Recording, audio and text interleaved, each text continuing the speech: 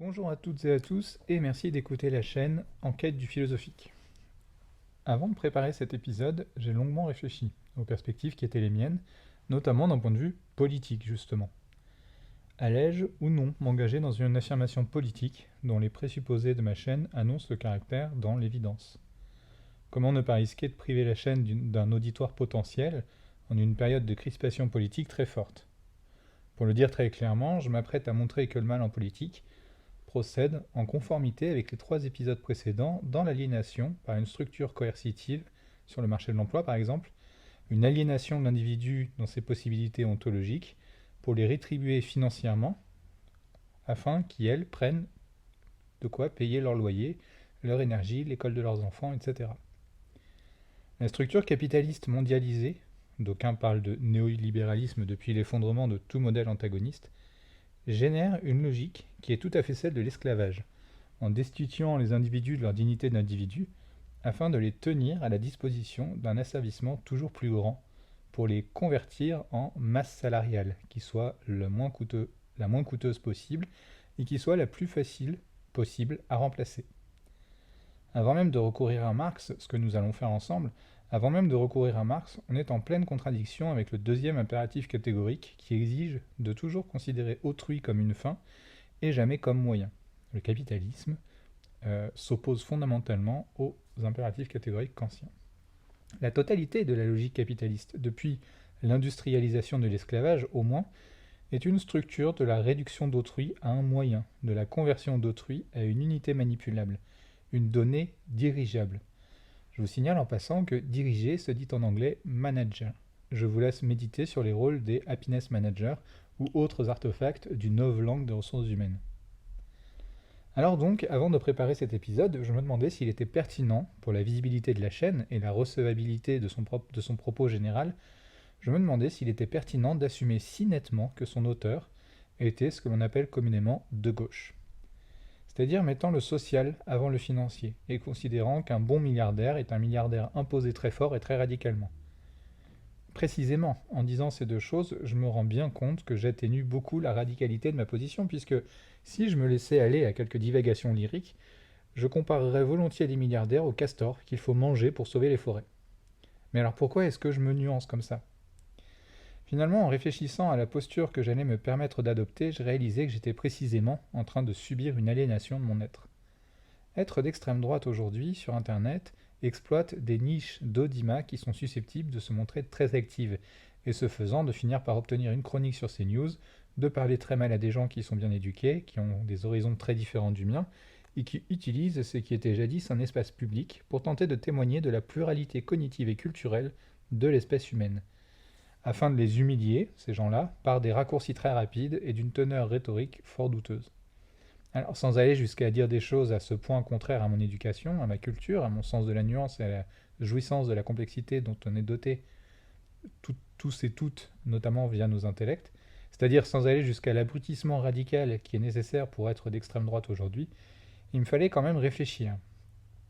Si l'audimat m'avait intéressé plus que toute autre chose, bien sûr, j'aurais charpenté mes énoncés tout différemment, à commencer par ne pas parler de Kant, qui, en tant que membre éminent du mouvement de l'Aufklärung, ce que l'on appelle en français les Lumières, mais que l'on peut appeler plus littéralement depuis l'allemand l'éclaircissement, tend au républicanisme. Donc Kant tend au républicanisme. Et vous imaginez bien, le républicanisme n'est pas vraiment en odeur de sainteté, et voire même est le sens même de la déréliction de la civilisation pour ces gens-là.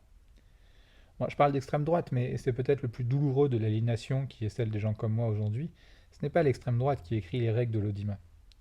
Quand je dis des choses dans mes podcasts en faveur du féminisme, le plus franc, quand j'utilise des formules inclusives, quand je défends que l'esclavage est un génocide et un crime contre l'humanité, quand je dis que le capitalisme actuel, tel que le porte la réforme des retraites par exemple, est un esclavage par le chantage aux factures, je sais pertinemment que je me cantonne aux seuls auditeurs qui pensent la même chose que moi. Parce que nous sommes toutes et tous idéologiquement biaisés. Alors, comment faire pour produire une réflexion sur le mal en politique qui soit conforme à l'identité politique de Macron, ni de droite ni de gauche, tout en étant conforme à mes convictions politiques, qui sont, je ne m'en cache pas, de gauche. Être de gauche aujourd'hui, c'est être d'extrême gauche, à la fois dans les médias, qui pleurnichent à longueur de journée devant la montée de l'extrême gauchisme radical, quand aucun attentat ni à la personne ni matériel n'est venu dans les 20 dernières années de la gauche, alors qu'un nombre certain et reconnu de ces attentats est venu de l'extrême droite, donc à la fois dans les médias qui pleurnichent et à la fois dans ce dont je pense que l'Occident a besoin aujourd'hui. Je suis d'extrême gauche de ce point de vue-là. Une débiteuse à bois remplacerait avantageusement la guillotine. Je parle de symbole, bien sûr, je n'appelle au meurtre de personne. Disons-le autrement, puisque Kant est réputé de gauche, si, par des gens qui confondent culture et tradition, et que j'ai déjà entendu dire qu'il était un penseur bourgeois, ah bon, par d'autres, alors ne partons pas de Kant, et cherchons un penseur neutre. Bon, est-ce que ça existe ça déjà, un penseur neutre? Non, bien sûr, puisque les biais idéologiques existent et préexistent paradoxalement à toute pensée philosophique. Mais disons que je vais partir d'un philosophe tellement ancien et tellement canonique que même les chrétiens du XIIIe siècle tapaient dedans, alors qu'ils le lisaient au travers des musulmans du Xe siècle. Donc je veux bien sûr parler d'Aristote. En expliquant ce que signifie que le biais idéologique, je serais forcé d'en venir à Marx, ce que je ferai après avoir parlé d'Aristote. Alors ça ne me dérange pas du tout de parler de Marx, mais Marx est un philosophe moderne et comme tous les philosophes qui se sont occupés des choses sur la Terre, par opposition au seul ciel des idées, il est difficilement compréhensible pour celles qui partent du principe qu'ils ne sont pas d'accord avec ses conclusions. Croyez-le ou non, mais beaucoup de gens ne vont pas plus loin que les étiquettes et se contentent de faire une équivalence de type Marx égale absurdité. Mais oui, vous savez, le communisme est responsable de 1000 milliards de morts depuis son avènement dans le bolchevisme. Le bolchevisme puis le stalinisme sont à Marx ce que les camps de concentration sont au capitalisme, une interprétation perverse du contenu théorique et une mise au pas de la technique au service de l'oppression et de l'hégémonie. Si l'on présentait à ces gens-là les mêmes idées, mais sous le nom d'un quelconque auteur ou penseur par LE validé, ces mêmes gens, qui crachent sur Marx donc, valideraient pourtant les mêmes idées. La lutte des classes, on le voit tous les jours, existe bel et bien. Mais il est psychologiquement plus facile de dire que non, tout en étant soi-même tenu en laisse, si cela nous permet d'obtenir un sucre dans les formes de gratification, ce que l'on appelle la communication, dans le monde des ressources humaines, sont diverses et participent de l'alignation. J'y reviendrai. Marx donc n'a lui-même pas inventé grand-chose, et, pour Aristote, la confrontation entre les riches et les pauvres, qui mène à l'aliénation des pauvres du point de vue des prescriptions posées par Kant, fait déjà partie des enjeux problématiques de toute organisation politique. Aristote était un pragmatique, ou tout au moins ses travaux de philosophie politique sont des travaux pragmatiques. S'il vise, les travaux, à la réalisation du bonheur du plus grand nombre, c'est parce qu'il avait démontré, Aristote, que le bonheur était la finalité humaine. Nous avons vu ensemble que Kant a réfuté cette démonstration d'Aristote. Pour autant, il a remplacé cette démonstration d'Aristote, l'objet et la conclusion de cette démonstration d'Aristote, par un autre objet qui est tout à fait équivalent dans la validité des énoncés d'Aristote. Les livres des politiques d'Aristote sont en faveur de la démocratie. Pour et dans cette longue apologie, il y a 8 livres, Aristote, disais-je, est pragmatique et dresse d'abord l'inventaire des types de constitutions qui existent au IVe siècle avant notre ère, dans les polis, les cités-États, panhellénistiques. Je rappelle que politique vient de polis qui signifie la cité. Les livres des politiques, donc au nombre de 8, je vous encourage vivement à lire l'ouvrage de Jean-Marc Narbonne, Sagesse cumulative et idéal démocratique, paru en 2021, aux éditions Vrin. Et d'ailleurs, la bibliographie qu'il donne à l'issue de ce livre est tout à fait exhaustive sur la question. Donc, les livres des politiques d'Aristote promeuvent, selon le mot de Jean-Marc Narbonne, une classe moyenne. La sagesse vient pour Aristote de la position médiane incarnée dans la masse de celles qui ne sont ni riches ni pauvres. Cette masse sert de quille et stabilise l'ensemble de la structure politique. Si cette masse venait à disparaître, si la classe moyenne était dissoute, alors l'équilibre politique se fracasserait et viendrait des temps de ce que les Grecs appelaient la stasis, c'est-à-dire la guerre civile. Moi je traduis par guerre civile, c'est une traduction d'usage, mais ce n'est pas une traduction exacte. Comme tout terme directement issu du grec ancien, une traduction littérale est toujours impropre. À ce sujet, je recommande la lecture d'un autre livre, paru en 2018, qui est une thèse, La stasis dans la politique d'Aristote, la cité sous tension, écrite par Esther Rogan et parue aux éditions Garnier Classique. Le danger de la stasis n'est donc pas le bien ou le mal, mais l'effondrement de la vocation de toute organisation politique, et l'asservissement des uns par les autres, quels que soient ces uns et quels que soient ces autres. De ce point de vue, on peut donc opposer une critique assez décisive à Marx, la dictature du prolétariat n'est pas souhaitable, puisqu'elle dissout la vocation organisationnelle de la structure politique. Oui mais. Oui mais. Oui mais dans les logiques d'oppression qui sont celles de la société actuelle, dans les tensions politiques, l'appel à la dictature du prolétariat n'agit pas comme une réalisation souhaitée ou souhaitable. Cet appel est une mise sous tension nécessaire, comme la lame de la guillotine devrait rester étincelante et bien visible dans l'esprit des tyrans de toute époque. Bien sûr, il est évident que quand Marx fait l'appel à la dictature du prolétariat, il n'a pas nécessairement la posture qui est la mienne. Il ne l'a même sans doute pas, ne serait-ce que parce qu'on a 150 ans d'écart. En disant cela, donc, je pense que vous voyez où je veux en venir. Le déséquilibre, la dissolution du sens politique, voilà ce qui est, à l'échelle des théories politiques aristotéliciennes, source de mal en politique. Le déséquilibre, l'inadéquation entre la nature et la volonté, la perte de la balance. Tous ces risques sont mortels pour le sens politique, qui est millénaire, qu'il s'agisse de démocratie, de république ou de tout autre type de régime politique. Lorsque les fameuses Lumières tant décriées pensent, avec Montesquieu au XVIIIe siècle par exemple, la nécessité de la séparation des pouvoirs, elles le font pour maintenir les conditions politiques de cette harmonie. Notez d'ailleurs qu'une harmonie est brutalisée quand les pouvoirs sont avalés et confondus dans les mains d'une seule personne ou d'un seul groupe. Je vous laisse rêvasser au sort de la justice française aujourd'hui, généralement assujettie aux préfectures, qui sert donc la police, et au pouvoir législatif que la Ve République française muselle d'un claquement de doigts, même quand la caste au pouvoir ne dispose pas d'une majorité absolue.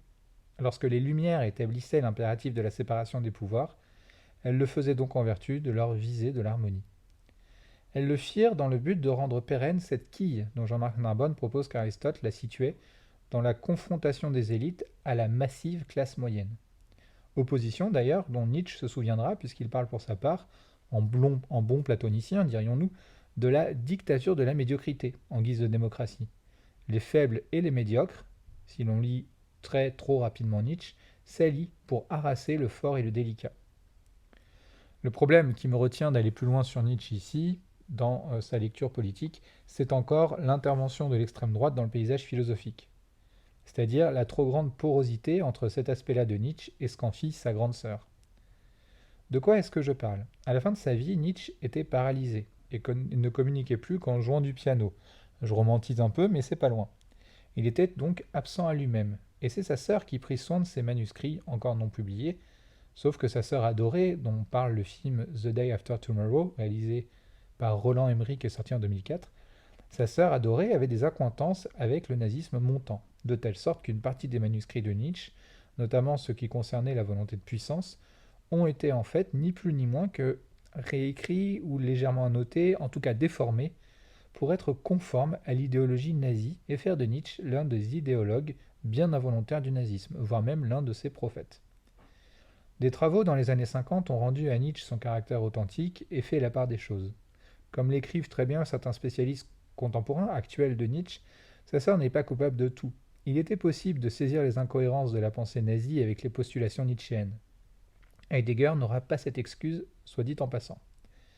Je tiens à dire ici, une bonne fois pour toutes, que non, ce n'est pas parce qu'il y avait socialisme dans le nom national-socialisme que le parti de Hitler était de gauche. C'était un parti d'extrême droite avec une étiquette quelconque. Il s'agit tout simplement, à la fin du premier tiers du XXe siècle, de la montée en puissance de la conscience de classe et la démagogie, que ce soit celle de Hitler ou celle de Mussolini d'ailleurs, rendait plus rusé de parler de socialisme. D'ailleurs, je vous signale que quand il s'agit de défendre la réforme des retraites, nos chers ministres actuels commencent par dire qu'il s'agit d'une retraite profondément juste et de gauche.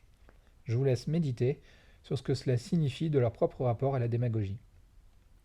Pour Aristote donc, la guerre civile est dangereuse et la démocratie est le meilleur des systèmes en ce qu'il est le seul mode d'organisation politique qui garantisse les conditions de possibilité du bonheur et donc, en tant que tel, qui prémunit la structure de toute stasis, de tout déchirement interne. Si je rapporte ça dans une conception moderne, disons qu'ancienne, du rapport politique, le fait que la liberté remplace le bonheur comme finalité de l'être humain, je le disais tout à l'heure, n'invalide pas du tout les prédicats aristotéliciens. Au contraire même, il n'y a que dans une démocratie que l'autonomie de la volonté du sujet puisse s'exprimer dans le respect exact de 2 des 3 prescriptions des impératifs catégoriques. Il faut, pour aller au bout des choses, et inclure le 3e impératif catégorique, concevoir une démocratie qui soit républicaine, c'est-à-dire égalitaire, et sans autre interface que l'institution publique, Autrement dit, pas d'intérêt privé dans les organes de l'État. Sinon, et là nous sommes chez Cicéron, 1er siècle avant notre ère, sinon nous quittons la République et entrons dans la tyrannie. Je ne sais pas si l'on peut taxer Cicéron d'être un extrême gauchiste islamophile dégénéré. Sans doute, rien ne m'étonnera plus. Mais ce sont quand même ces textes qui parlent le mieux de cette chose-là. De Republica et De Legibus, qui sont des réflexions sur la République donc et sur les lois.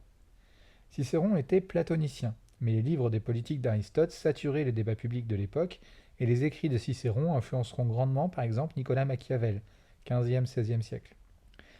L'idée essentielle pour notre petite histoire du mal en politique, c'est de dire que la démocratie, idéalement en république, permet le respect des impératifs catégoriques, et ce faisant, garantit que tous les individus puissent atteindre leur propre finalité, c'est-à-dire que l'autonomie de leur volonté puisse s'exprimer.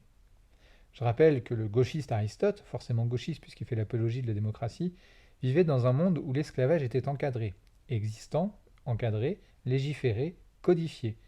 Et quelques reproches que l'on puisse faire à l'esclavage, ne pas lui donner de statut légal est toujours plus pratique juridiquement et plus facile moralement que ne le serait le fait de reconnaître sa réalité et ainsi protéger les gens qui sont de toute façon aujourd'hui traités comme des esclaves.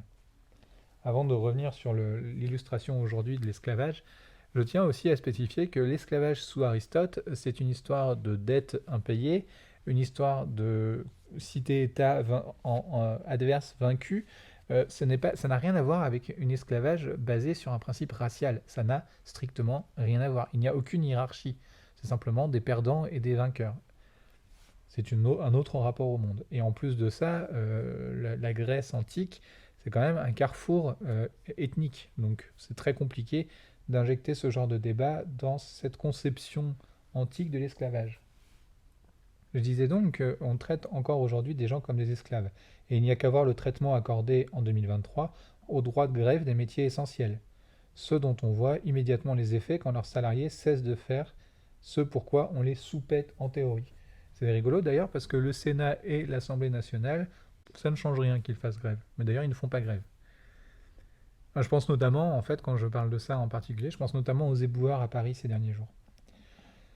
Le droit de grève est un droit, un mode de réponse à l'oppression du patronat, quel que soit le corps de métier concerné. Et c'est tout. Or donc, disais-je pour Aristote, le mal en politique ne fait pas de doute. Il s'agit de la fracture, de la guerre civile, de la sécession des élites.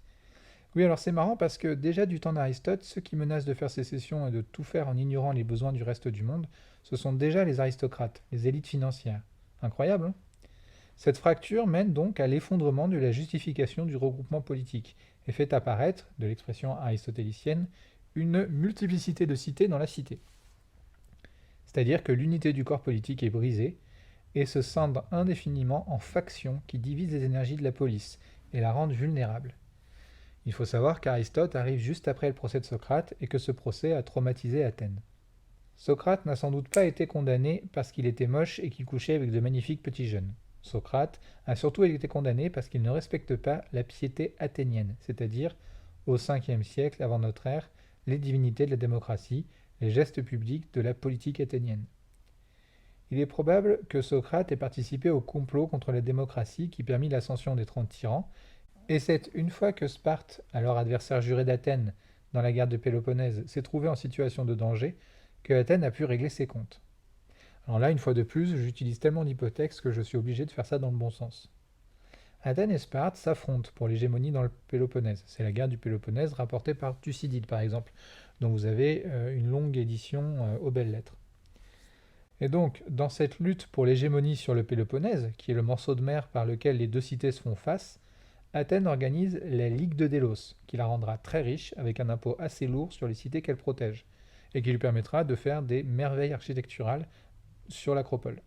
Et Sparte, la Ligue du Péloponnèse. Les deux se mettent régulièrement sur le coin du museau.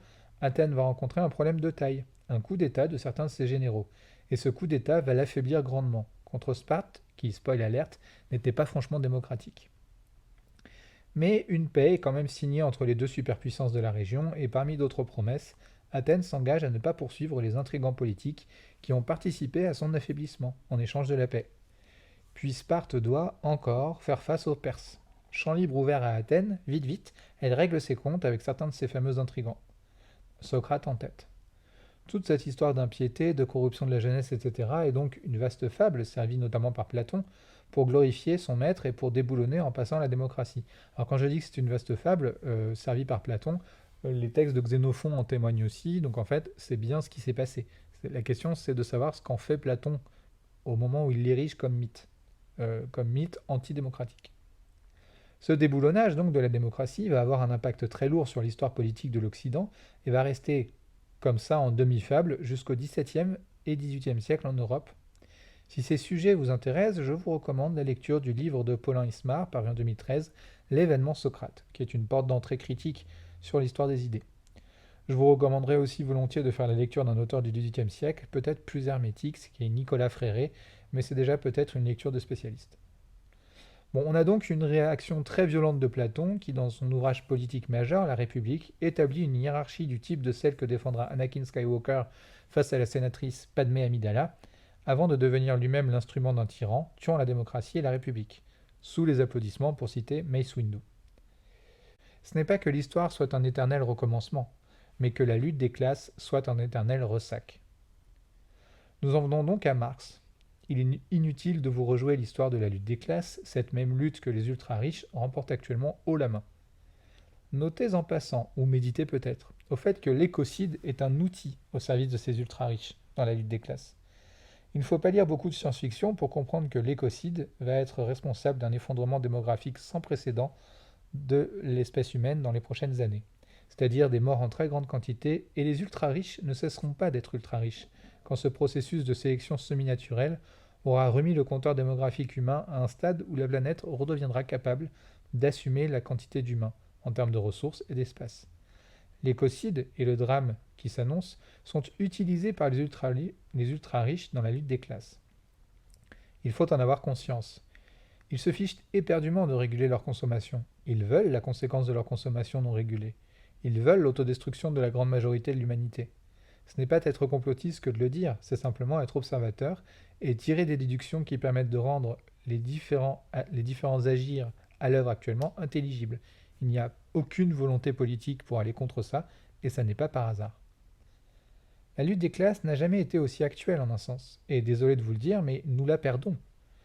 Mais enfin, ce n'est pas là l'objet de mon podcast, je vous rappelle que je suis avec vous pour parler du mal en politique. Et même si les riches actuellement font sécession de la façon la plus radicale et la plus violente qui soit, concentrons-nous sur notre objet strictement théorique. J'ai parlé de la stasis, donc, qui est le mal en politique pris d'un point de vue politique, c'est-à-dire du point de vue des systèmes de nécessité politique. Mais en quoi ce mal n'est-il pas seulement théorique et strictement institutionnel? Autrement dit, quelles sont les applications pratiques de ce mal? C'est là que je recours à Marx et à l'Entfremdung, c'est-à-dire littéralement l'aliénation. Je ne sais pas si vous vous rappelez, lorsque je parlais, en toute fin du premier épisode du cycle, de l'expression d'une volonté perverse, selon l'usage de Jean Duns Scott. J'évoquais alors l'idée qu'une volonté doit s'aligner dans les conditions de nature dont elle émane. Autrement dit, notre nature doit trouver la meilleure façon de s'exprimer avec le moins de pertes ontologiques possible. Et notre nature trouve l'expression la plus juste à l'issue d'un tâtonnement, de choix, de l'usage de notre libre arbitre, dans un équilibre entre nos besoins et nos capacités, à l'échelle de ce qui constitue notre nature. Alors notre volonté est l'expression des possibilités d'actuation de notre nature. Je reviendrai sur ces sujets au travers du cycle sur la sexualité, et en particulier le BDSM. Nous pouvons donc trouver ce dont nous avons besoin pour accomplir, toujours sous l'égide des impératifs catégoriques kantiens, qui sont républicains donc, et dans ce but nous prédestiner à un usage dans le monde du travail. Là, bien sûr, je parle d'une espèce de monde optimal. Mais déformons ce monde idéal et injectons des conditions optimales non plus pour les individus cette fois, mais pour le capitalisme et la génération infinie de profits. Après 2 guerres mondiales qui ont littéralement rasé la planète, l'Occident est entré dans une addiction à la croissance économique. Plus rien n'avait de sens sinon le fait d'enfler à l'échelle marchande et financière. L'influence politique est devenue l'unique critère d'une capacité à générer du profit, et la culture comme l'humanisme se sont dissous dans la course au fait de générer de l'argent. C'est non seulement complètement fou d'un point de vue pratique, puisque l'argent est une abstraction marchande et ne correspond à rien, mais en plus délirant d'un point de vue concret, puisque nous en sommes à un stade où les États sont noyautés par des multinationales pour perpétrer cette addiction qui n'a aucun autre sens que de gaver quelques rares couches des classes financières les plus hautes. Pour continuer de générer du profit, il faut continuer de baisser les coûts. Or, le critère malléable qui permet de baisser les coûts est double. Humain d'abord, écologique ensuite. On convertit le prix marchand en le faisant disparaître, il y a des guillemets autour de disparaître. Disparaître dans le coût écologique et humain. C'est l'esclavage depuis 30 ans d'enfants dans différents pays, par exemple, dits sous-développés. Comprendre où l'esclavage et le pillage systématique sont ouvertement praticables. Dans la destruction de notre patrimoine écologique, dans l'anéantissement de la faune et de la flore. Anéantissement, je l'ai déjà dit, qui sera suivi prochainement d'une extinction de masse au sein même de l'humanité, extinction qui ne sera pas problématique pour celles qui détiennent les règles du jeu dans les mains. Nous avons donc une aliénation à double lame. Aliénation au sens de l'impératif catégorique, en tant que les êtres humains sont réduits à des moyens et ne sont plus traités comme des fins, mais aliénation aussi, peut-être surtout, au sens de ce que j'évoquais à propos du viol. Une personne violée est définitivement aliénée, c'est-à-dire privée de sa libre détermination, à jamais et définitivement déformée dans sa constitution, dans sa capacité à faire des choix concernant l'économie de sa propre sexualité. Déformée puisque la sexualité n'est plus pour elle un espace de liberté autonome, mais c'est déjà fait l'espace de contrainte, l'espace où s'est déployée la volonté de quelqu'un d'autre avec une intrusion brutale et blessante. Et cette plaie ouverte ne pourra plus jamais disparaître et sera à tout jamais partie prenante de la sexualité de la victime. C'est de cette aliénation surtout dont parle Marx, celle qui consiste à pousser les victimes, broyées avant même qu'elles ne puissent conscientiser la libre autonomie de leur volonté, à la déformation. Ce sont ces gens pauvres ou très pauvres qui votent à l'extrême droite ou à droite parce que les médias le leur disent, les dirigent, leur font croire des choses. Je vous rappelle la traduction de manager et le but de la publicité. La propagande fait bien son office et dilue la lutte des classes, réduisant la masse de la classe moyenne et ce faisant, brise et fend méthodiquement la quille de la structure politique. Le mal en politique, c'est quand une force politique dans le paysage des acteurs politiques atteint l'hégémonie et recouvre la diversité des personnes par les énoncés d'une seule de toutes les classes possibles qui puissent s'exprimer, pour éviter qu'il y ait des cités dans la cité, pour éviter l'oppression et permettre à toutes les opinions de tous les acteurs de la vie publique de vivre en harmonie, surtout dans le désaccord. Celles qui dénoncent la dictature de la bien-pensance sont très souvent celles qui font partie de l'instance idéologique au pouvoir et cherchent à exprimer, dans ce fantasme de leur invisibilité, pourtant visible partout, leur incapacité à comprendre ce qui les dépasse. Ils parlent de murs construits par les autres, une truelle dans la main et une plâtrée de ciment dans l'autre. Le mal en politique, chers auditeurs et chères auditrices, le mal en politique, c'est l'aliénation et c'est l'hégémonie qui brise toutes les harmonies et vide le sens toutes les structures politiques.